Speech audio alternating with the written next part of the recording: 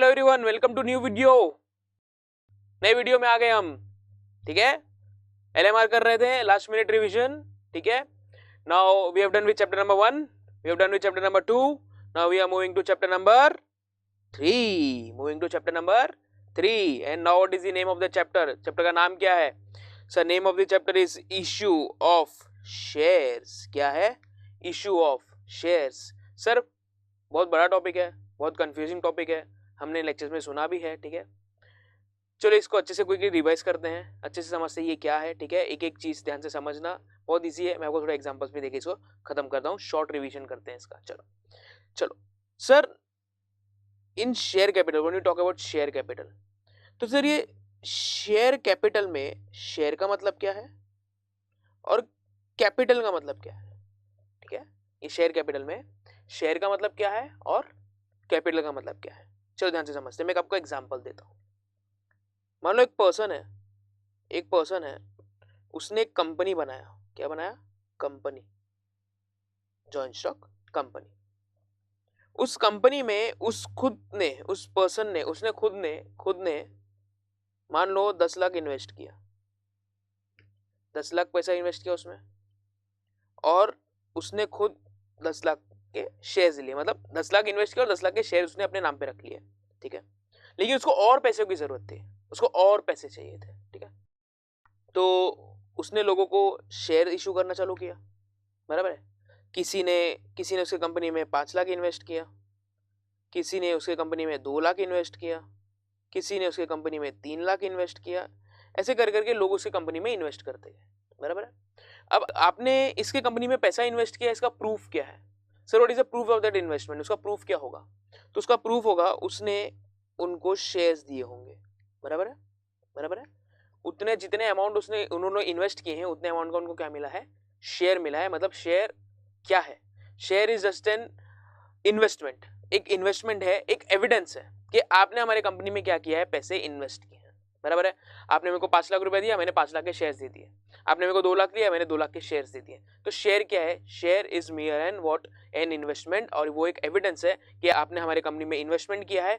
जिस दिन आपने कंपनी में शेयर में इन्वेस्टमेंट कर दिया, आप हमारे कंपनी में क्या बन गए? आप हमारे कंपनी में शेयर होल्डर बन गए। बराबर है, सही एकदम। तो basically what is share? Share का मतलब क्या समझ में आया हमको?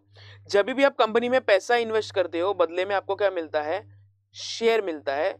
शेयर मिलता है क्या? एक एविडेंस मिलता है, एक प्रूफ मिलता है कि आपने हमारी कंपनी में पैसे इन्वेस्ट किए बाय वे ऑफ शेयर, और आप हमारी कंपनी के क्या बन गए हो? Share holder. ठीक है, तो सर हमने ये जो पैसे दिए हैं, ये 5 लाख, ये 2 लाख, ये 3 लाख, ये क्या है फिर? All such things are nothing but capital. क्या है वो? कैपिटल। अब कैपिटल बोल रहे हैं इसको, पर आया कैपिटल कौन से वे से? शेयर के वे से। तो शेयर के वे से जो भी पैसा आएगा हम क्या बोलेंगे उसको? हम उसको बोलेंगे शेयर कैपिटल। देखो, कंपनी में शेयर के वे से जो भी पैसा आता है हम उसको क्या बोल देते हैं? Share capital. क्लियर है? मतलब आपने अपने पैसे मेरे कंपनी के साथ क्या किए हैं? शेयर किए। आप इसको ऐसे भी याद रख सकते हो। ठीक है, एकदम एकदम शॉर्ट में बोल रहा हूँ। आपने अपने पैसे मेरे कंपनी के साथ शेयर किए हैं, तो हम लोग क्या बोल देंगे? आपने पैसे शेयर किए हैं, ये लो उसका आपको हम शेयर दे दे। शेयर मतलब एक प्रूफ, एक डॉक्यूमेंट कि आप हमारे शेयर होल्डर हो। और जो पैसा आया शेयर से उसको हम लोग क्या बोल देंगे? Share capital. क्या बोल देंगे हम लोग? Share capital. बराबर है, तो शेयर मतलब क्या? यहाँ पे शेयर का मतलब हमने समझ लिया। आपको एक प्रूफ मिलेगा। क्या मिलेगा? प्रूफ मिलेगा कि आप हमारे कंपनी में क्या हो? शेयर होल्डर हो। प्रूफ होता है शेयर सर्टिफिकेट। शेयर सर्टिफिकेट हमने किया था। बराबर है। अच्छा, कैपिटल मतलब जो मनी रेज हुआ है। क्या बोलेंगे? जो मनी रेज हुआ है बाय वे ऑफ शेयर्स, उसको बोलते हैं share capital. Money raised by way of share is known as share capital. Clear है यहाँ तक? कोई डाउट यहाँ तक? तो ये था हमारा शेयर कैपिटल का मीनिंग। अब हमने ये भी देखा है अच्छे से कि कंपनी में कौन से टाइप के शेयर होते हैं, कितने टाइप के शेयर होते हैं।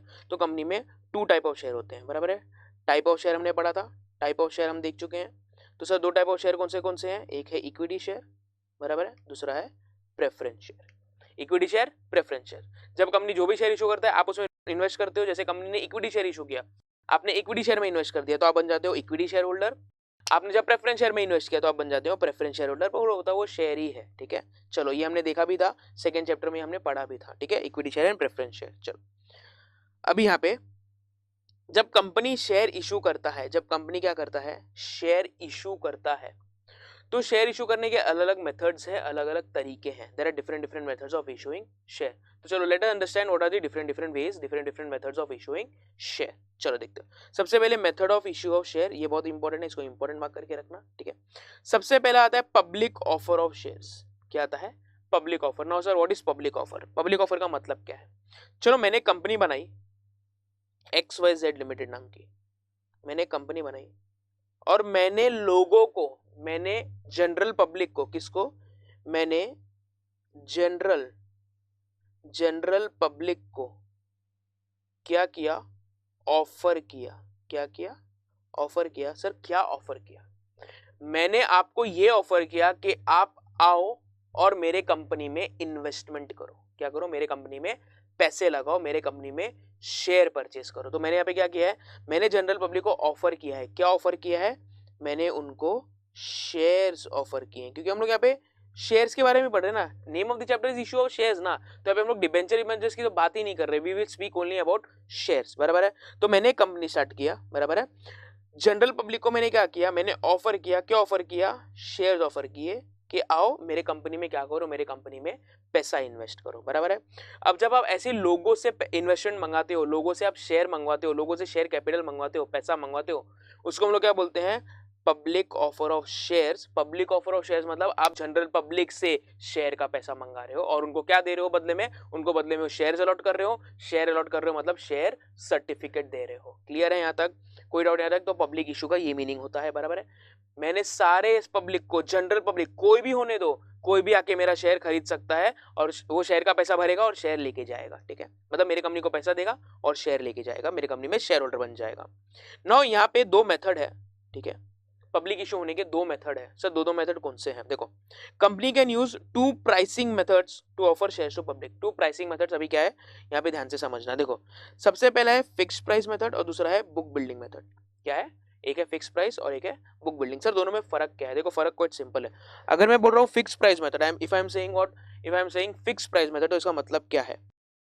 फिक्स प्राइस मतलब मैंने आपको बोला मेरा जो शेयर है, एक शेयर, उसका फेस वैल्यू है ₹10.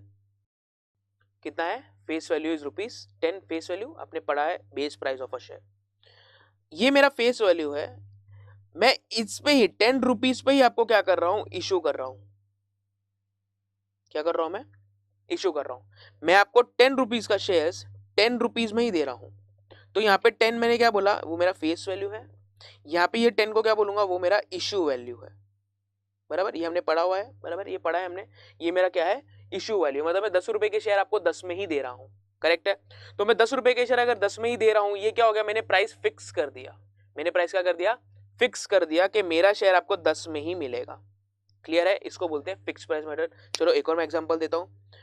अगर मेरा एक शेयर ₹10 का है, face value is ₹10, but I am offering you that shares at ₹15.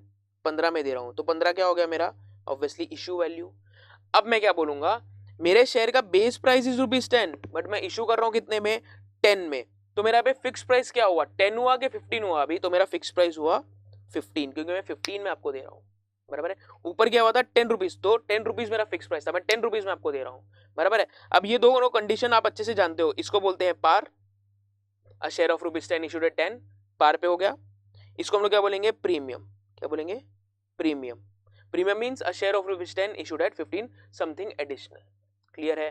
कोई डाउट इधर तक? तो यहाँ पे क्या बोलेंगे? Fix price method. आपने एक फिक्स प्राइस बता दिया कि आप शेयर कितने में इशू कर रहे हो, उसको बोलेंगे फिक्स प्राइस मेथड. ये एकदम कॉमन मेथड है, सिंपल सा मेथड है, ज्यादातर कंपनीज यूज करता है ये. पर एक और मेथड है जो कंपनी यूज करता है. वो एक और मेथड क्या है? वो है बुक बिल्डिंग प्रोसेस. क्या है? बुक बिल्डिंग प्रोसेस, और से बुक बिल्डिंग मेथड. सर अब ये बुक बिल्डिंग मेथड में होता क्या है? ये बुक बिल्डिंग का मेथड मैं आपको यहाँ बताता हूँ, एग्जाम्पल देता हूँ, ध्यान से समझना. Sir what is book building method now?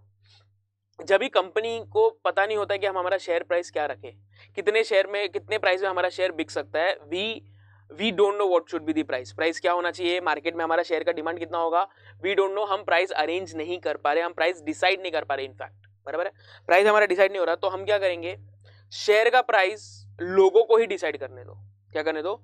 Share का प्राइस लोगों को ही डिसाइड करने दो. हम लोगों को एक रेंज बता देंगे, हम हमारे शेयर कितने में बेचना चाहते हैं हम उतना रेंज बता देंगे. फिर मार्केट में जो लोग हैं, जो इन्वेस्टर्स है, उनको ही डिसाइड करने दो कि वो कितने में शेयर खरीदना चाहते हैं. ठीक है? उसको बोलते हैं बुक बिल्डिंग प्रोसेस। मैं शॉर्ट में देखो आपको बताता हूँ कैसे। कंपनी ने बोला, एक कंपनी ने शेयर इशू किया, ठीक है, शेयर्स इशू किए। अब कंपनी बोल रहा है वी आर नॉट श्योर कि हम लोग क्या प्राइस रखें, वी आर नॉट श्योर क्या प्राइस रखना चाहिए, लेकिन हमको रेंज मालूम है, इस रेंज में होना चाहिए। तो कंपनी ने एक रेंज बता दिया, ₹100 से लेके ₹300। कंपनी ने क्या किया, ये रेंज बता दिया और इसी रेंज में लोकल पब्लिक को बोला, जनरल पब्लिक को बोला आप इस पे बिडिंग करो। क्या करो, बिड करो, ऑक्शन करो, बराबर है। बेस प्राइस चालू होगा 100 से, कंपनी बोलता है मिनिमम 100 में बेचेंगे हम लोग और मैक्सिमम 300 तक जा सकता है। अभी इन्वेस्टर्स लोगों को ही डिसाइड करने दो कि वो कितना प्राइस पे करना चाहते हैं, इसके बीच में लोगों का पता चल जाएगा कि इतना प्राइस वो दे सकते हैं, बराबर है। तो 100 से लेके 300 तक क्या करो, आप बिडिंग लगाओ। जो सबसे ज्यादा बिडिंग आएगी, जिस प्राइस पे ज्यादा बिडिंग आएंगे उस पर हम लोग क्या कर देंगे, सबको शेयर इशू कर देंगे। Are you getting it? अभी ये जो कंपनी ने ये प्राइस डिसाइड किया, ये 100 और ये 300, बराबर है, इसको हम लोग बोलते हैं फ्लोर प्राइस। क्या बोलते हैं, फ्लोर प्राइस। इसको हम लोग बोलते हैं कैप प्राइस। क्या बोलते हैं, कैप प्राइस। सर ये क्या है, मतलब फ्लोर, लो प्राइस, फ्लोर प्राइस, फ्लोर नीचे होता है, बराबर है। कैप प्राइस, कैप हमेशा सर पे पहनते हैं, बराबर है, तो कैप प्राइस, अपर प्राइस, बराबर, you can say upper price also. तो कंपनी आपको ये दो प्राइस बता देगा, राइट। ये दो प्राइस बताने के बाद कंपनी बोलेगा चलो आप इस पे बिडिंग करो, जिस प्राइस पे सबसे ज्यादा बिडिंग होगी हम उस पे शेयर्स क्या कर देंगे, आप लोगों को इशू कर देंगे, बराबर है, सही एकदम। इस चीज को हम लोग बोलते हैं बुक बिल्डिंग प्रोसेस और also you can say book building method short में। क्लियर है, कोई डाउट यहाँ तक? चलो, ये था हमारा फिक्स प्राइस और बुक बिल्डिंग प्राइस। एक चीज याद रखना, एक चीज याद रखना, तुमको ऑब्जेक्टिव में ऐसा क्वेश्चन आ सकता है, what are the methods, what are the method of issuing shares, बराबर है, प्राइसिंग मेथड। तो ये दो प्राइसिंग मेथड है, फिक्स प्राइस मेथड और बुक बिल्डिंग। फिक्स प्राइस में तो कंपनी फिक्स प्राइस बता देगा, कुछ करने की जरूरत नहीं है। बट बुक बिल्डिंग में प्राइस बिल्ड करेगा कौन, प्राइस बिल्ड करेंगे खुद इन्वेस्टर्स, वो बिडिंग करने वाले हैं। लेकिन यहाँ पे कंपनी क्या करेगा, कंपनी आपको एक रेंज बता देगा कि कहां से कहां तक आपको बिडिंग करनी है, ठीक है, क्लियर है यहाँ तक? तो दिस वाज ये पब्लिक के लिए है, ठीक है, पब्लिक ऑफरिंग करेगा तो ये प्राइसिंग हम डिसाइड ऐसा कर सकते हैं। चलो, अभी a company can make public offer through following methods. अब पहला क्या देखा हमने, पहला हमने देखा प्राइसिंग मेथड, पहला क्या था, प्राइसिंग मेथड। अब ये शेयर इशू करने का मेथड, ये शेयर इशू करने का मेथड देखो क्या है। एक है इनिशियल पब्लिक ऑफरिंग, दूसरा है follow public offering. Public issue दो कैटेगरी में होता है, एक होता है आईपीओ, एक होता है एफपीओ। नो सर, आईपीओ क्या है और एफपीओ क्या है? आईपीओ का मतलब होता है जब कंपनी फर्स्ट टाइम, क्या बोलेंगे, फर्स्ट टाइम क्या करती है, शेयर्स मार्केट में लेके आती है। हमारा शेयर, कंपनी का शेयर्स पहली बार मार्केट में आ रहा है, हमारी company first time share issue कर रही है, उसको हम लोग क्या बोल देंगे, आईपीओ। जब company first time share issue करता है उसको हम लोग बोलते हैं आईपीओ, इनिशियल पब्लिक ऑफरिंग, क्योंकि इनिशियल का मतलब ही क्या होता है, पहला, ठीक है। पब्लिक ऑफरिंग मतलब अभी हमने पढ़ा जनरल पब्लिक को आप शेयर ऑफर करते हो, क्लियर। अच्छा, what do you mean bye follow public offering? अगर ऐसी कोई कंपनी है जो पहले कभी शेयर इशू कर चुकी है, कंपनी स्टार्ट हो गई, हमने शेयर इशू किया, अब 5 साल बाद वापस से शेयर इशू करना है, तो अब 5 साल बाद आपकी कंपनी वापस से शेयर इशू करेगी, तो आप आईपीओ के कैटेगरी में नहीं आओगे, आप कौन से कैटेगरी में आओगे, आप एफपीओ के कैटेगरी में आओगे। किस में आओगे, एफपीओ। जब कंपनी सब्सिक्वेंट, क्या बोलेंगे, सब्सिक्वेंटली शेयर इशू करता है, बराबर है, सब्सिक्वेंट इशू होता है, उसको हम लोग क्या बोलते हैं, उसको हम लोग बोलते हैं follow public offering, FPO short में बोलते हैं उसको, और इसको बोलते हैं IPO. Are you getting it? तो initial public offering and follow public offering, ये मेथड है कौन से, ये मेथड है पब्लिक इशू के, बराबर है। पहले जो देखा पब्लिक इशू को प्राइसिंग मेथड, प्राइस कैसे फिक्स करे वो मेथड था। यहाँ पे क्या बोला इन्होंने, इशू करने का मेथड क्या है, तो दो मेथड, कौन सा, इनिशियल पब्लिक ऑफरिंग और फॉलो पब्लिक ऑफरिंग। क्लियर है यहाँ तक, कोई भी डाउट? तो ये था यहाँ पे हम क्या, आईपीओ और एफपीओ, देखो वही चीज यहाँ पे लिखी हुई है, you can refer this. Clear है, सही एकदम। चलो, ये था पब्लिक को इशू करने का मेथड। जब पब्लिक को शेयर इशू करते हो तो वो मेथड फॉलो होते हैं, प्राइसिंग का मेथड और इशू करने का मेथड, ठीक है। चलो, अब हम शेयर और किस किस को ऑफर कर सकते हैं, मेथड ऑफ इशूइंग शेयर्स, बराबर है। चलो सर, हम जनरल पब्लिक को तो दे ही सकते हैं, शेयर्स तो जनरल पब्लिक के लिए होते ही हैं, ऑब्वियस सी बात है।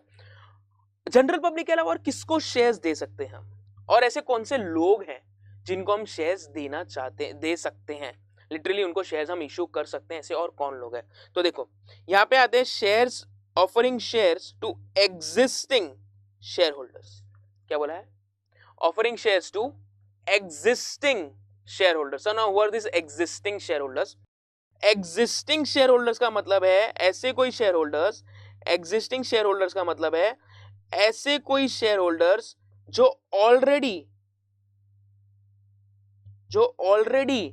आपके कंपनी में शेयर होल्डर है, पहले से ही शेयर होल्डर है। मतलब आपके कंपनी ने आईपीओ लेके आया था, आईपीओ में लोगों ने शेयर खरीदे, उन्हीं लोगों को आप वापस से कुछ शेयर ऑफर कर रहे हो, उसको बोलते हैं offering shares to whom, to existing share holders. पहले से ही मेरी कंपनी में शेयर होल्डर है, मैं तुमको और शेयर इशू कर रहा हूं, मतलब किसको कर रहा हूं? एग्जिस्टिंग शेयर होल्डर को। क्लियर है? पक्का एकदम? तो चलो, एग्जिस्टिंग शेयर होल्डर मतलब पहले से ही ऑलरेडी शेयर होल्डर वो लोग हमारे कंपनी में है। ठीक है, तो चलो उनको शेयर ऑफर करना मतलब क्या? चलो यहाँ पे दो वे है, दो मेथड्स है। क्या दो मेथड्स है? देखो, a company can raise funds by offering shares to existing equity shareholders as follows. One is right issue, other is bonus issue. क्या? एक right issue है और एक bonus issue है।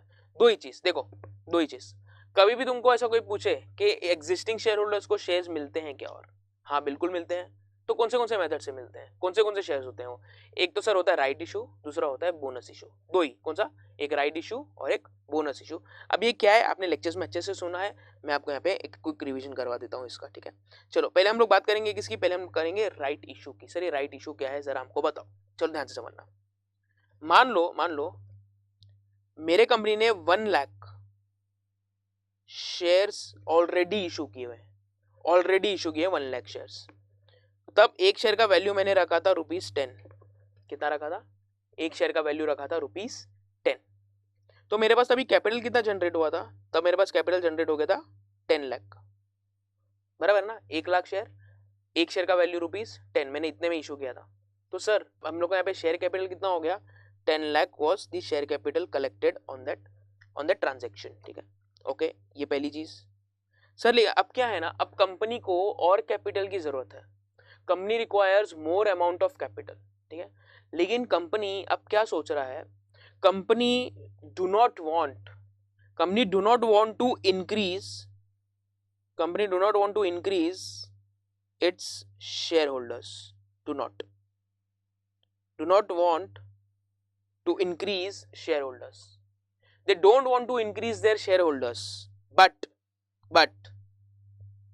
that is company wants to increase share capital. Share holder नहीं बढ़ाने हैं, share capital बढ़ाना है। फिर से, शेयर होल्डर नहीं बढ़ाने हैं, शेयर कैपिटल बढ़ाना है। तो अब कंपनी क्या करेगा?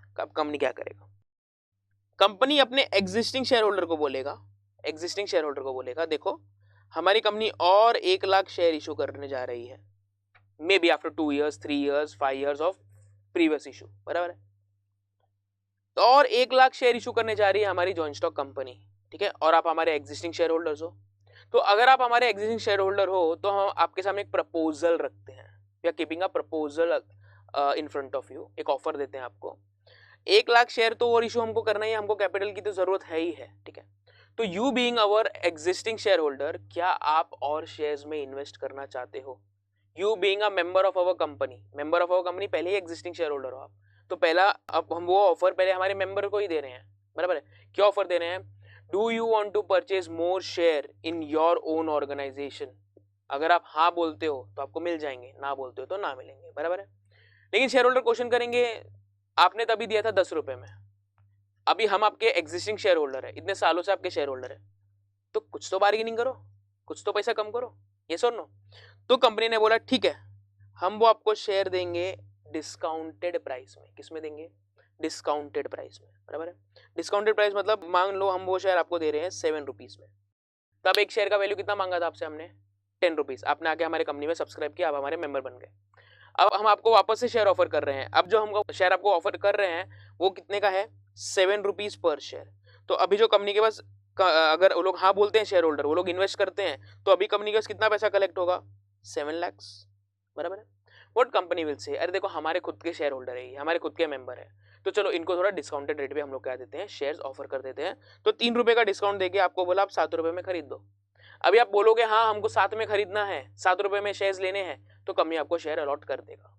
अगर आप ना बोलोगे तो कंपनी आपको शेयर अलॉट नहीं करेगा, कंपनी जबरदस्ती आपको शेयर्स नहीं दे सकता। Your consent is required. आपका कंसेंट रिक्वायर्ड होगा कि आप हाँ या ना बोलो कि आपको शेयर्स चाहिए या नहीं चाहिए। Are you getting it? So company यहाँ पे शेयर होल्डर इंक्रीज नहीं कर रहा है, राइट इशू का मेन मोटो ही वही है, मेन इसका फंडा ही वही है, शेयर होल्डर इंक्रीज नहीं हो रहे हैं। क्या इंक्रीज करना है कंपनी को? कंपनी को शेयर कैपिटल इंक्रीज करना है। अरे कैपिटल तो और सेम लोग प्रोवाइड कर सकते हैं ना, अगर मैं और शेयर कैपिटल इंक्रीज करूंगा तो कंपनी में बहुत सारे शेयर होल्डर हो जाएंगे, फिर वो थोड़े डिस्प्यूट्स होने के चांसेस भी होते हैं, ठीक है। तो कंपनी को वो सब सरदर्द नहीं चाहिए, कंपनी को सिर्फ ऐसा चाहिए जो पहले के लोग हैं वही हमको क्या कर दे, वही हमको कैपिटल प्रोवाइड कर दे। Are you getting it? Clear है? सही एकदम। So this is known as right issue. अब राइट इशू के बारे में कुछ पॉइंट्स है। अगर आपकी कंपनी को राइट इशू करना है, लोगों को शेयर इशू करने हैं, एग्जिस्टिंग शेयर होल्डर को, तो आपके आर्टिकल्स ऑफ एसोसिएशन में लिखा होना चाहिए। नेक्स्ट, एनुअल जनरल मीटिंग में या यू से जनरल मीटिंग में हमको स्पेशल रिजोल्यूशन पास करना पड़ेगा, मतलब 75% of the share holders should agree for this. फिर बोर्ड ऑफ डायरेक्टर्स वापस से मीटिंग रखेंगे, तो सब अप्रूवल जो भी रहेगा उसमें वापस से डिस्कशन होगा, वापस से फाइनलाइजेशन होगा, ठीक है। तो ये कुछ कंडीशंस आपको फुलफिल करनी पड़ती है, ठीक है, टेक्स्ट बुक में पूरा दिया हुआ है, राइट। तो यहाँ पे राइट इशू करने के लिए आपको कुछ कंडीशंस फुलफिल करनी है, और राइट इशू का मतलब है company don't want to increase their share holders, they don't want to increase the number of share holders, they want to increase their share capital in the organisation. Clear है? पक्का? तो हम इनको 10 पहले 10 में दिया, अभी आपको 7 में दे रहे हैं, डिस्काउंट में दे रहे हैं, चाहिए तो ले लो, नहीं चाहिए तो आपके ऊपर है। Company will not force you to take that shares. समझ में आ गया? क्लियर है? एक चीज और सर, ये राइट इशू किसको ऑफर होता है? प्रेफरेंस शेयर होल्डर को होता है, इक्विटी शेयर होल्डर को होता है, या दोनों को होता है? तो ये सिर्फ इक्विटी शेयर होल्डर्स को ऑफर होता है। राइट इशू बोलो या आप इसको बोनस इशू बोलो, ये सिर्फ और सिर्फ किसको ऑफर होगा? इक्विटी शेयर होल्डर्स को ही ऑफर होगा। ये पॉइंट प्लीज याद रखना। Bonus and right issues are always offered only and only to existing equity share holders, whom existing equity share holders, not preference share holders, ठीक है। Clear यहाँ तक? चल, this was right issue. Now coming on to what? Coming on to bonus issue. Sir bonus issue क्या है? It is also same. इसमें फर्क क्या है? इसमें फर्क क्या है? बोनस शेयर्स वो शेयर्स है which are allotted to existing equity shareholders at free of cost। Free of cost में जो शेयर्स मिलते हैं उसको हम लोग बोनस शेयर्स बोलते हैं। क्या बोलते हैं? Bonus shares. बोनस शेयर्स मतलब क्या?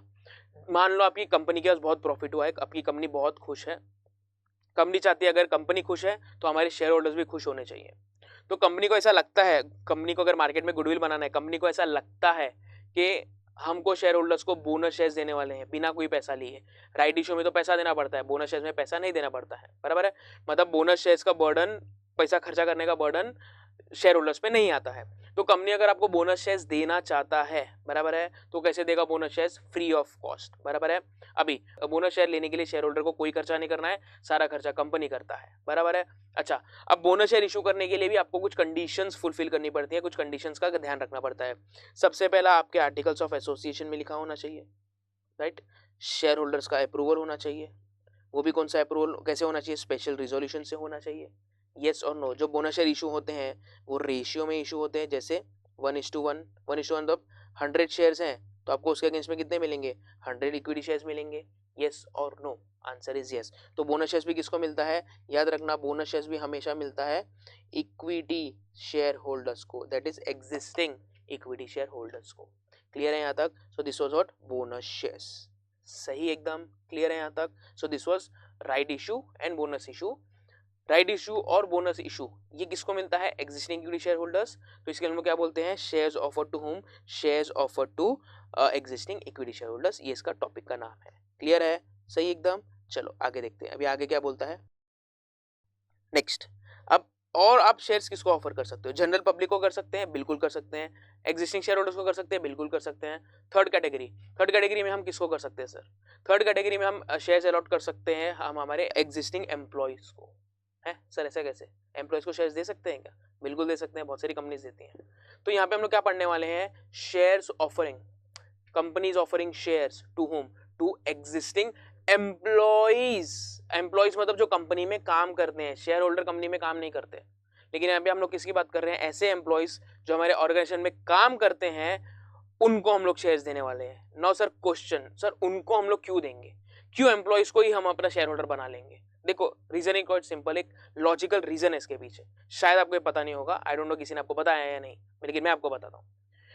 कभी भी ऑर्गेनाइजेशन में ऐसे भी एम्प्लॉयज होते हैं जो ऑर्गेनाइजेशन के लिए बहुत अच्छा काम करते हैं, ऑर्गेनाइजेशन को बहुत प्रॉफिट लाके देते हैं, वैल्यूएबल एम्प्लॉयज होते हैं। कौन होते हैं? Valuable employees. तो कंपनी उनका वैल्यू करता है, वैल्यूएबल एम्प्लॉयज मतलब उनका वैल्यू करना।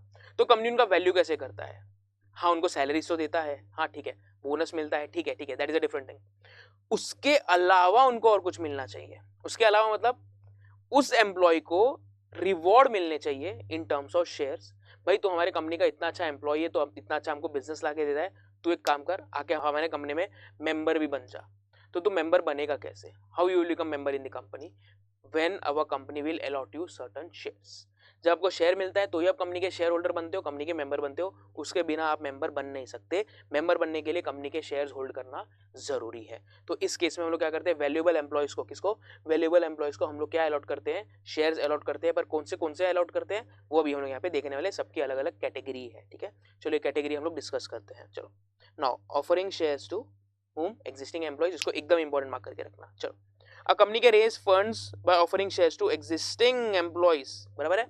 कौन से स्कीम है वहां पे, कौन से शेयर्स जो तरीके से ऑफर होते हैं, कौन से स्कीम बताएं? देखो, employee stock option scheme, employee stock purchase scheme, stock appreciation right scheme, sweat equity shares. मतलब ये तरह के शेयर्स हैं जो क्या होते हैं, जो एग्जिस्टिंग एम्प्लॉयज को मिलते हैं। तो सर ये जो शेयर्स मिलते हैं ये कौन से शेयर्स होते हैं जरा वो तो बताओ। ये प्रेफरेंस शेयर्स होते हैं या इक्विटी शेयर्स होते हैं? ये भी सिर्फ और सिर्फ इक्विटी शेयर्स होते हैं। कंपनी का पूरा गेम, पूरा रोल इक्विटी शेयर्स पे ही चलता है। प्रेफरेंस शेयर्स आर ऑप्शनल, ठीक है, ये हमने पढ़ा हुआ है, preference shares are optional. Equity shares पे ही क्या होता है? ऑर्गेनाइजेशन टिका होता है, ठीक है। तो चलो अब एक एक करके इसको डिस्कस कर लेते हैं। तो सबसे पहला क्या है? सबसे पहला एम्प्लॉय स्टॉक ऑप्शन स्कीम। सबसे पहला क्या है? Employee stock option scheme. So now what is employee stock option scheme? मतलब ध्यान से समझना, आपके ऑर्गेनाइजेशन में ऐसे कोई एम्प्लॉयज है जो 1 साल से ज्यादा काम कर चुके हैं। मतलब आपके ऑर्गेनाइजेशन में एक एम्प्लॉय आया, वो 1 ईयर ओल्ड हो गया, 1 साल से ज्यादा का हो गया, मतलब मान लो उसको 1.5 ईयर हो गया, तो वो कौन सा कैटेगरी में आ जाता है? वो परमानेंट के कैटेगरी में आ जाता है। वो एम्प्लॉय कौन सा है? आपका परमानेंट एम्प्लॉय है। Employee working more than 1 year, क्या बोलेंगे? मोर देन 1 ईयर, 1 साल या उससे उसको ज्यादा हो गया, तो हमारे कंपनी में उसका स्टेटस क्या जाता है? वो हमारा कौन सा एम्प्लॉय है? वो हमारा परमानेंट एम्प्लॉय है। ये समझ में आ गया, ठीक है। अच्छा, नेक्स्ट, या तो आपके कंपनी का कोई डायरेक्टर है, डायरेक्टर मींस कंपनी के बोर्ड ऑफ डायरेक्टर, ठीक है।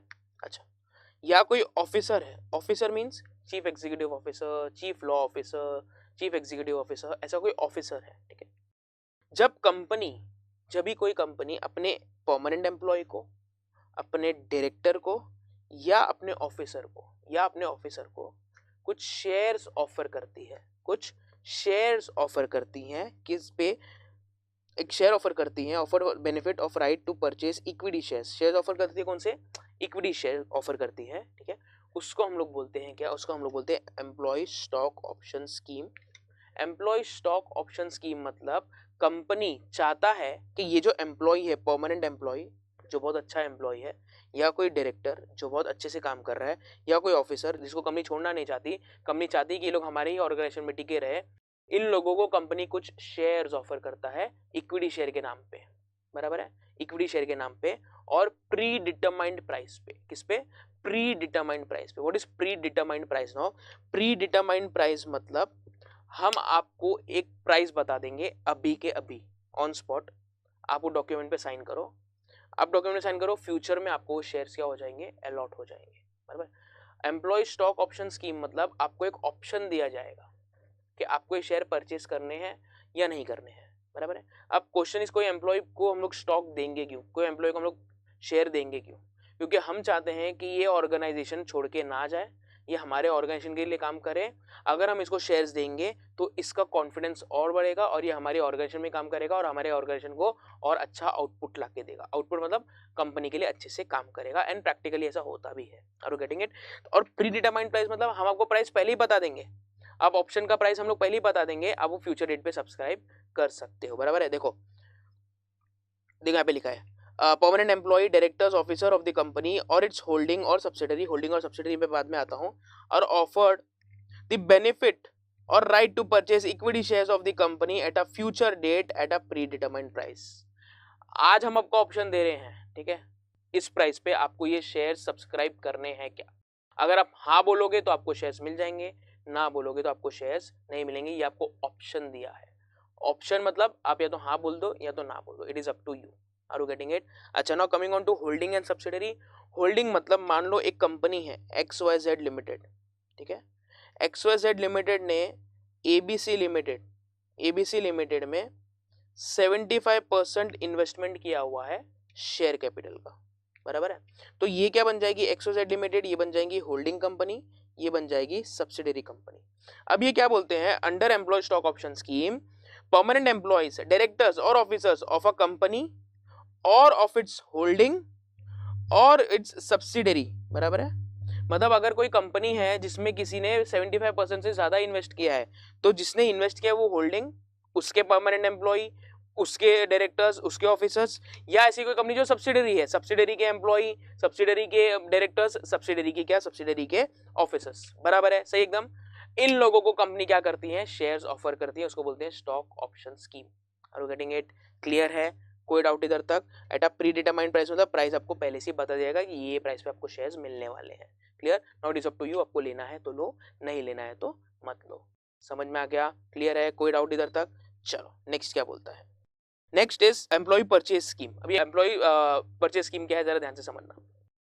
ये भी सेम है। इसमें क्या होता है, इसमें आपको शेयर्स तो मिलते हैं लेकिन डिस्काउंटेड प्राइस में मिलते हैं। किस में मिलते हैं? Discounted price. देखो, the company offers equity shares to its employees at a discounted price which they can buy at future date। मतलब मैं तुमको बोल रहा हूँ देखो हमारा शेयर ना अभी 100 रुपीज का है, मैं तुमको वो 75 में देता हूँ। किसमें देता हूँ? 75। किसको? अपने एग्जिस्टिंग एम्प्लॉइज को, बराबर है। तो जब आपको इस प्राइस पे शेयर सब्सक्राइब करना है, आप कंपनी को बोलो कि हाँ हम ये शेयर खरीदना चाहते हैं, ये दोनों में कुछ ज्यादा फर्क नहीं है, ठीक है, हम ये शेयर परचेज करना चाहते हैं, आप कंपनी को कंसेंट दे दो। जैसे आप कंसेंट दे दोगे आपको शेयर्स अलॉट हो जाएंगे, बराबर है। अच्छा, इसमें एक डिफरेंस छोटा सा है, यहाँ पे मुझे अगर शेयर का प्राइस पे करना है, मैं कैसे पे कर सकता हूँ? या तो मैं पूरा प्राइस खुद अपने जेब से पे कर सकता हूँ, ठीक है, मतलब डिस्काउंटेड प्राइस होगा, या तो कंपनी के मैं शेयर्स ले लूंगा, कंपनी मेरे सैलरी से मैं क्या कर देगा, वो अमाउंट थोड़ा थोड़ा काटते रहेगा। देखो आगे लिखा है, the company deduct certain amount from salary of the employees towards what purchase of this shares. या तो मैं एक साथ भर सकता हूँ, तो कंपनी मुझे ऑप्शन देगा, आपको नहीं भरना है मत भरो, हम क्या करेंगे, आपके सैलरी में से जितना भी शेयर आपने खरीदे हैं उसमें से क्या करेंगे, थोड़ा थोड़ा अमाउंट आपके मंथली सैलरी से हम लोग काटते रहेंगे, जो यहाँ पे नहीं होता। यहाँ पे आपको प्राइस पे करना पड़ता है, यहाँ पे आपका सैलरी से क्या होगा, हो सकता है आपका अकाउंट डिडक्ट होते रहे, दोनों में कुछ ज्यादा फर्क नहीं है, ठीक है। क्लियर है? कोई डाउट इधर तक? एम्प्लॉय स्टॉक ऑप्शन स्कीम और एम्प्लॉय स्टॉक परचेज स्कीम, ठीक है, ये तो चीज देखा हमने। ओके, ठीक है। Okay, now so coming on to what, coming on to SARs, coming on to this SARs, ठीक है। सर ये सार्स क्या है? SARs mean stock appreciation scheme. देखो ये क्या है, इसका बेसिक मतलब क्या है, इसका बेसिक मतलब है, सबसे पहले समझ लो बोनस। क्या है बोनस? देखो मैं आपको इसको एग्जांपल से बताता हूँ, समझ में नहीं आएगा, जल्दी ध्यान से समझना। आज के दिन, टुडे आज के दिन मैं आपको बोल रहा हूँ मेरे कंपनी का जो शेयर प्राइस है वो है ₹100। एक शेयर का वैल्यू कितना है? ₹100। आज ही के दिन मैं अपने कंपनी के शेयर्स के कुछ यूनिट्स आपको दे रहा हूं, से 20 यूनिट्स ऑफ शेयर्स। आज अगर मैं मान लो तुमको 20 यूनिट्स ऑफ शेयर्स दे रहा हूं, बराबर है, इसका मतलब बनता है वो रुपीस कितने हो गए, पैसे कितने हो गए, वो हो गया 20 इंटू 100, तो कितना हो जाएगा 2000। यस और नो? Answer is yes. तो आज के दिन आपका बोनस कितना बनता है? 2000 रुपया। Your bonus will depend upon what? It will depend upon the share price in the market of my company. यहाँ तक क्लियर है? कोई डाउट यहाँ तक? ओके, अभी आज मैंने आपको ये वाला ऑप्शन दिया है। क्या दिया है? ऑप्शन दिया है। क्या आप इस पे एक्सरसाइज करना चाहते हो? क्या आप यूनिट्स लेना चाहते हो? बराबर है। आज अगर मुझे आप इसका यूनिट्स का सैंक्शन देते हो, ऑप्शन एक्सरसाइज करते हो, तो फ्यूचर डेट पे जो उस ऑप्शन पे डेट लिखी रहेगी, फ्यूचर डेट पे हो सकता है शेयर प्राइस इंक्रीज हो जाए। मतलब मैंने आपको 20 यूनिट्स तो दिए ही थे ना, 20 यूनिट्स तो दिए ही थे, बराबर है। हो सकता है आगे चल के मेरा शेयर प्राइस हो जाए 1000, 100 नहीं, सीधा 1000, तो फिर तब आपका बोनस अमाउंट कितना हो जाएगा? तो आपका बोनस अमाउंट हो जाएगा ₹20,000। कितना हो जाएगा? 20,000। तो मतलब जब मेरे को आपको बोनस देना है, बोनस मैंने ऐसे ही डिसाइड नहीं कर लिया कि आपको चलो 10,000 का बोनस, 6,000 का बोनस। मैंने आपको बोला आपका जो बोनस है, यू बीइंग एन एम्प्लॉय, आपका जो बोनस है वो मेरे शेयर प्राइस पे डिपेंड करेगा, मेरे कंपनी के शेयर प्राइस पे। तो मेरे कंपनी का शेयर प्राइस आज कितना है? 100। आप हाँ या ना बोलो। हाँ बोलोगे तो शायद फ्यूचर में इसका प्राइस बढ़ जाए तो आपको ज्यादा बोनस भी मिल सकता है। कंपनी का शेयर प्राइस बढ़ गया, 1000 हो गया, तो जहां मुझे 2000 बोनस मिलना था उस दिन, आज मुझे कितना मिल रहा है? 20,000, क्योंकि शेयर प्राइस बढ़ गया। Are you getting it? इसको बोलते हैं स्टॉक एप्रिसिएशन। स्टॉक एप्रिसिएशन मतलब जैसे ही शेयर का वैल्यू एप्रिशिएट करेगा, आपका आपने जो चीज एक्सरसाइज की है उसका वैल्यू भी बढ़ेगा, बोनस का वैल्यू भी बढ़ेगा। You should consider this units. ये यूनिट्स देखना कितने यूनिट्स ऑफर हुए हैं। जितने ज्यादा यूनिट्स ऑफर हुए हैं उतना ज्यादा आपको बोनस मिलने का चांस है, और जितना ज्यादा शेयर प्राइस बढ़ा है उतना ज्यादा आपका बोनस बढ़ने का चांस है। It depends upon what? It depends upon the company. ये है सास। ठीक है, क्लियर? सही एकदम।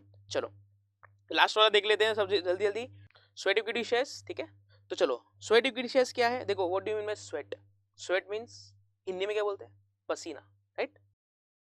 ऐसे एम्प्लॉइज जो कंपनी को बहुत मेहनत से फायदा लाके देते हैं, बहुत मेहनत से, बहुत हार्डवर्क करके, खून पसीना बहा के बहुत मेहनत करके कंपनी को फायदा लाके देते हैं, उनको हम इशू करते हैं स्वेट इक्विटी शेयर्स। अब ये खून पसीना करने वाले लोग कौन है? वो है हमारे डायरेक्टर्स, ऑब्वियसली, एम्प्लॉइज, बराबर है। डायरेक्टर्स और एम्प्लॉइज बहुत मेहनत करते हैं और कंपनी को क्या करते हैं? बेनिफिट लाके देते हैं, फायदा लाके देते हैं, तो कंपनी भी उनको रिकॉग्नाइज करता है, कंपनी भी उनको कुछ रिवॉर्ड देता है, बराबर है। तो देखो, so equity shares are issued by company to its directors, to its employees, बराबर है। कौन से रेट पे? At discount, at discount rate. Discount मतलब अगर वो शेयर 10 रुपए का है तो डायरेक्टर्स मैं आपको 6 रुपीज में देता हूँ, बराबर है। खरीदना है क्या? तो बोलो, खरीदना रहेगा तो मुझे बोलना। मार्केट में 10 रुपए रेट चल रहा है पर मैं आपको 6 रुपए में दूंगा, 4 रुपीज आपके लिए डिस्काउंट। आपको चाहिए रहेगा तो मुझे बोलना, बराबर है। देखो, it is issued in the recognition of the valuable contribution to the company which has resulted increase profit. समझ में आ गया? कंपनी को बहुत फायदा करके दे रहा है, हम नहीं चाहते कंपनी से छोड़ के जाए, तो हम इसको क्या करेंगे? स्वेट इक्विटी शेयर्स दो, इसको अच्छा लगेगा, हमारी कंपनी छोड़ के नहीं जाएगा। तो ये अलग अलग वे हैं। बेसिकली आप सब देखोगे तो शेयर्स ही हैं। किसी को स्टॉक ऑप्शन स्कीम मिलता है, किसी को स्वेट इक्विटी शेयर्स मिलता है, किसी को सार्स मिलता है, डिफरेंट डिफरेंट डिफरेंट। समझ में आ गया? क्लियर है? सही एकदम। चलो, तो ये था अलग तरीके का एक शेयर इशू करना अपने एम्प्लॉइज को। सुना, अब नेक्स्ट क्या है? Private placement. क्या है private placement? It is quite simple. For example ले लो, मैं आपको एक एग्जांपल देता हूं यहाँ पे, ये एग्जांपल अपने माइंड में फिट करना। मान लो हमारी एक कोई आईटी कंपनी है, इंफॉर्मेशन टेक्नोलॉजी वाली कोई कंपनी, हम टेक्नोलॉजीज में डील करते हैं। अगर हमारी कोई आईटी कंपनी है, ठीक है, मैं उस कंपनी का ओनर हूँ, हम लोग चाहते हैं कि मेरे कंपनी में जो शेयर होल्डर्स होंगे ना, गिने चुने जो शेयर होल्डर्स आने वाले हैं, वो आईटी प्रोफेशनल्स ही होने चाहिए। ठीक है, आईटी प्रोफेशनल्स लोग हमारे ऑर्गेनाइजेशन में एज एन शेयर होल्डर आने चाहिए। तो मेरे कंपनी ने बोला हम जो अब शेयर इशू करेंगे वो शेयर को सिर्फ और सिर्फ आईटी प्रोफेशनल्स ही सब्सक्राइब करेंगे और कोई नहीं। आईटी प्रोफेशनल्स को ही वो शेयर ऑफर होंगे और किसी को नहीं। इसको बोलते हैं private placement. Are you getting it? समझ में आ गया? मैं बोलूं मेरी कंपनी सिर्फ बड़े बड़े एमएलएस लोग को ही शेयर देना चाहती है, तो एमएलएस लोग ही सब्सक्राइब करें। मेरी कंपनी एक मेडिकल कंपनी है, मेरी कंपनी में सिर्फ डॉक्टर्स लोग ही शेयर होल्डर होने चाहिए, तो मैं डॉक्टर्स लोगों को ही क्या दूंगा? ऑफर करूंगा प्राइवेट प्लेसमेंट, प्राइवेट लोगों को। लेकिन एक चीज ध्यान रखने का, उसमें 200 से ज्यादा नहीं हो सकते, 200 से ज्यादा नहीं हो सकते। वैसे भी 200 is a big number. Are you getting it? समझ में आ गया? व्हेन सिक्योरिटीज आर ऑफर्ड, किसको? To selective group of persons not exceeding 200 comes under what? Private placement का कैटेगरी। सर इसमें प्रेफरेंस शेयर होता है या इक्विटी शेयर होता है? ऑब्वियसली इक्विटी शेयर होता है। कौन सा होता है? इक्विटी शेयर होता है। समझा? क्लियर है? कोई डाउट नहीं था तक? So this was all about what? Private placement. अभी यहाँ पे हमने क्या सीखा? डिफरेंट डिफरेंट कौन से लोगों को कैसे कैसे शेयर्स ऑफर होते हैं। ठीक है, मेथड्स ऑफ ऑफरिंग शेयर्स, बराबर सही एकदम। कोई भी डाउट इधर तक? चलो ठीक है, ओके। सो नेक्स्ट टॉपिक पे आते हैं फटाफट। What is the next topic? Explain provisions और conditions for allotment of shares. अब हमारी कंपनी को शेयर्स, अभी इशू की तो बात हो गई, इशू के बाद क्या स्टेज आता है?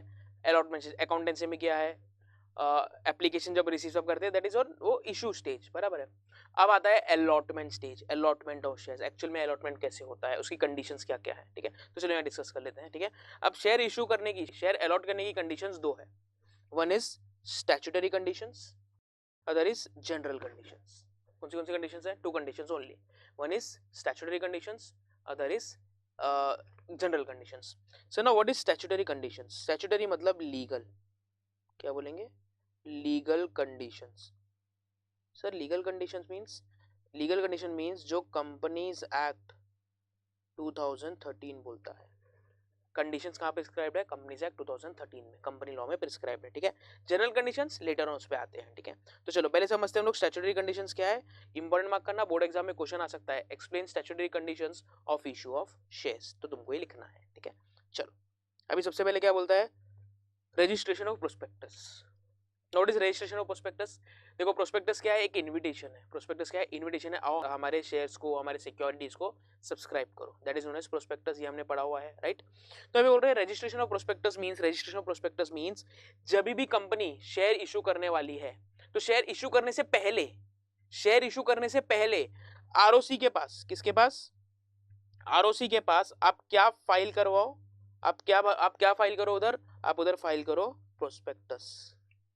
कंपनी जब भी शेयर इशू करेगा, शेयर इशू करने से पहले आरओसी के पास क्या करना है, हमको प्रोस्पेक्टस फाइल करना है, which is very very important and compulsory, क्योंकि आरओसी को पता होना चाहिए कि आपकी कंपनी कौन से कहाँ शेयर इशू कर रही है, इक्विटी शेयर है या प्रेफरेंस शेयर है, शेयर कितने का है, पार पे है, प्रीमियम पे है, तो उनको बताना पड़ता है, ठीक है। तो स्टैट्यूटरी लॉ बोल रहा है तो करना पड़ेगा, ठीक है। चलो नेक्स्ट, एप्लीकेशन मनी, जब आप प्रोस्पेक्टस इशू करते हो आपके पास एप्लीकेशन मनी आना चालू हो जाता है, मतलब लोग आपके शेयर को सब्सक्राइब करने लग जाते हैं, बराबर है। अकाउंट्स में क्या है, रहता ना, शेयर जितने भी नंबर ऑफ शेयर्स देंगे इनटू एप्लीकेशन मनी, रहता ना, एप्लीकेशन मनी ₹2 और 100 शेयर्स, तो 100 × 2 आप करते हो, ये सो नो। तो यहाँ पे क्या है, सेम एप्लीकेशन मनी हमको क्या करना है, रिसीव करना है, स्टैट्यूटरी कंडीशन है। अच्छा एक चीज यहाँ पे याद रखना, मिनिमम एप्लीकेशन मनी कितना आना चाहिए, तो मिनिमम आना चाहिए 5%, कितना आना चाहिए, 5% of nominal value. Now what is nominal value, nominal value मतलब फेस वैल्यू। तो मान लो अगर मैं शेयर इशू कर रहा हूँ, एक शेयर मेरा कितने का है, 100 का है, तो 100 का कम से कम मिनिमम, मैक्सिमम नहीं, मिनिमम 5% आना चाहिए, तो कितना हो गया, ₹5। तो कम से कम ₹5 एज एन एप्लीकेशन मनी मेरी कंपनी को तो कलेक्ट करना है। अब मिनिमम बोला है, कंपनी 10 भी रख सकता है, कंपनी 15 भी रख सकता है, मिनिमम कितना आना चाहिए, मिनिमम 5% तो आना ही चाहिए ऑफ नॉमिनल वैल्यू। अगर ₹100 का शेयर है तो ₹5 तो आने चाहिए, ठीक है। नेक्स्ट, मिनिमम सब्सक्रिप्शन, और इस मिनिमम सब्सक्रिप्शन, अभी यहाँ पे एक इंस्टीट्यूशन आता है, उसको हम लोग बोलते हैं सेबी, क्या बोलते हैं हम लोग, सेबी। अब सेबी क्या बोलता है, SEBI, what does SEBI says, SEBI बोलता है कि जब भी कोई भी कंपनी अगर शेयर इशू करती है, कोई भी कंपनी को शेयर इशू करना है, तो जितने भी उसके नंबर ऑफ शेयर्स होंगे उसका 90% सब्सक्रिप्शन आना चाहिए, क्या बोलते हैं, 90% सब्सक्रिप्शन आना चाहिए। मतलब अगर मेरी कंपनी आज 1 लाख शेयर इशू करती है, 1 लाख शेयर का 90% मतलब 90,000 शेयर्स कंपनी के बिकने चाहिए।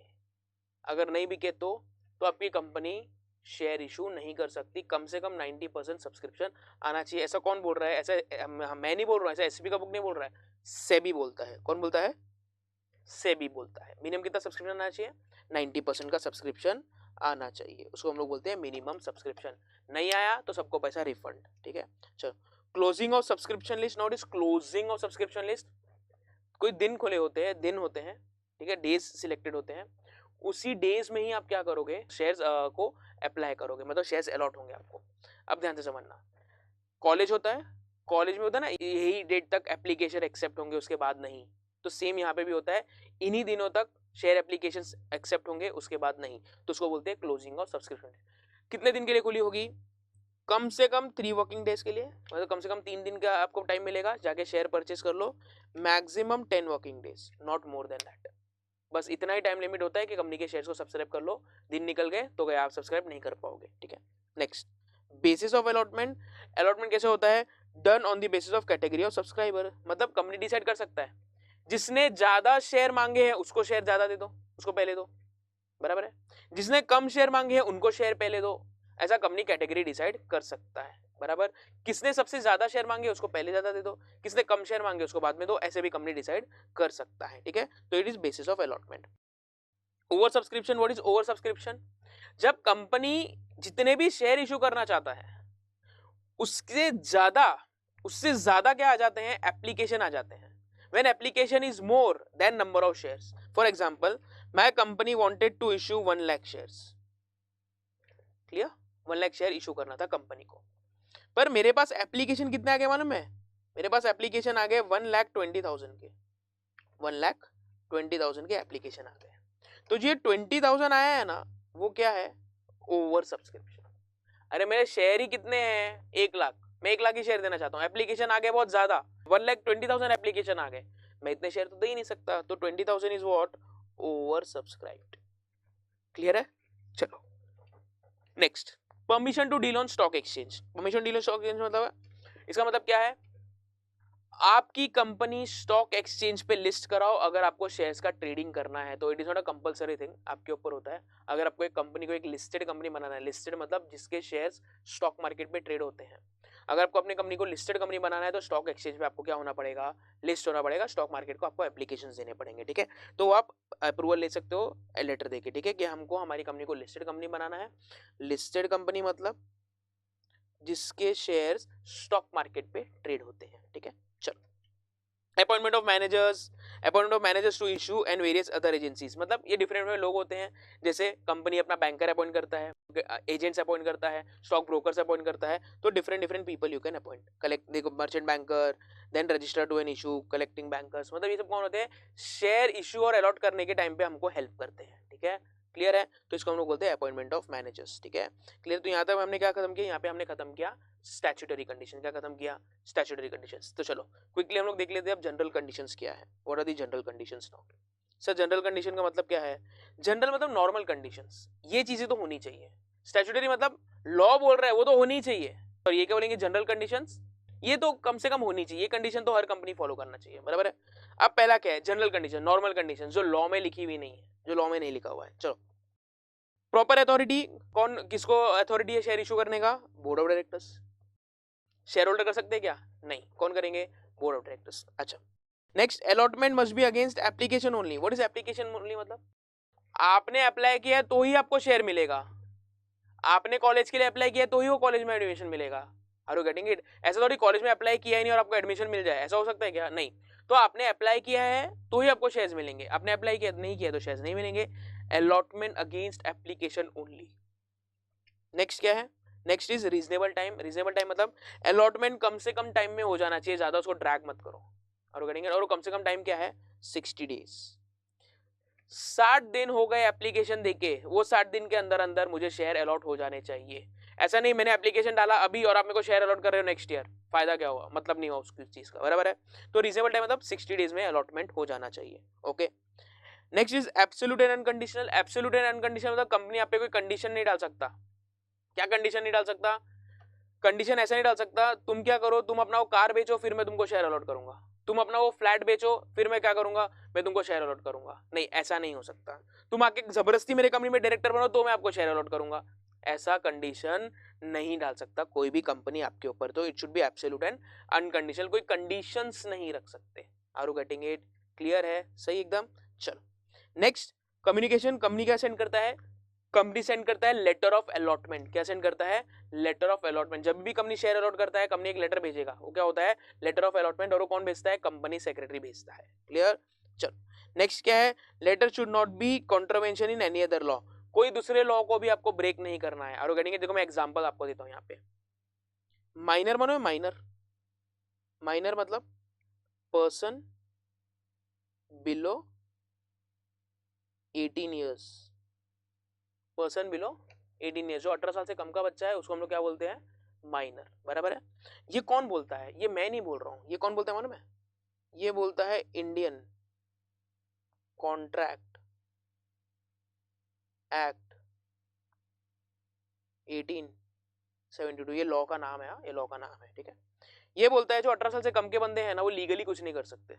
लीगली मतलब लॉ उनको कोई कुछ करने से अलाउड नहीं करता। मतलब 18 साल से कम का पर्सन है तो कुछ साइन नहीं कर सकता, प्रॉपर अपना बैंक अकाउंट खुद से रन नहीं कर सकता, प्रॉपर ड्राइविंग लाइसेंस नहीं बना सकता, कोई प्रॉपर्टी परचेज नहीं कर सकता, बराबर है, सही एकदम। No share is a property, share एक प्रॉपर्टी है, तो शेयर अगर प्रॉपर्टी तो 18 साल से कम का बंदा ले सकता है क्या? Answer is no. फिर भी आपका कंपनी एक 16 साल के बच्चे को शेयर अलॉट कर रहा है, 16 साल का बच्चा उसको शेयर अलॉट कर रहा है, you are contravening that law, contravening Indian contract act.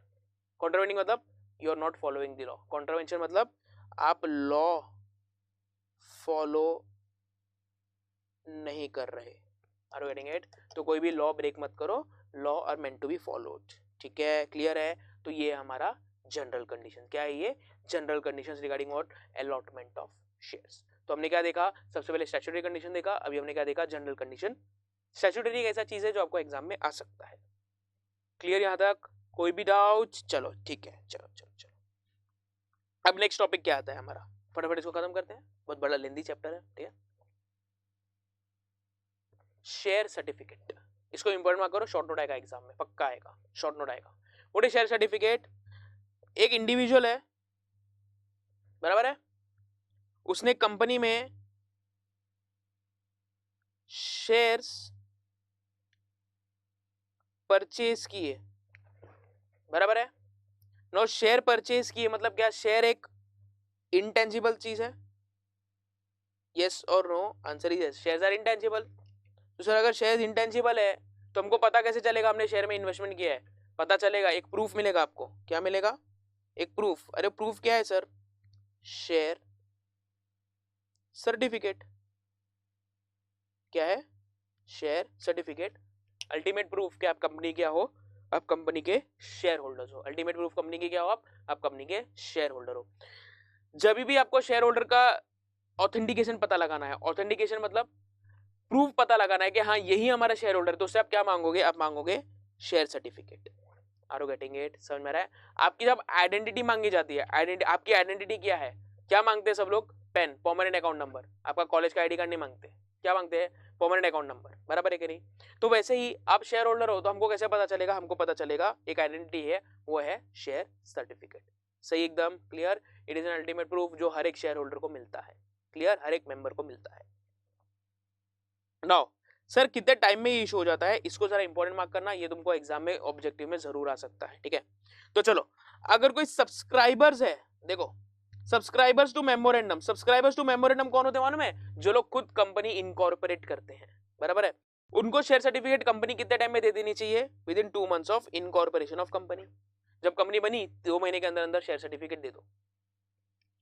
When you talk about what allottees in case of allotment, now who are allottees?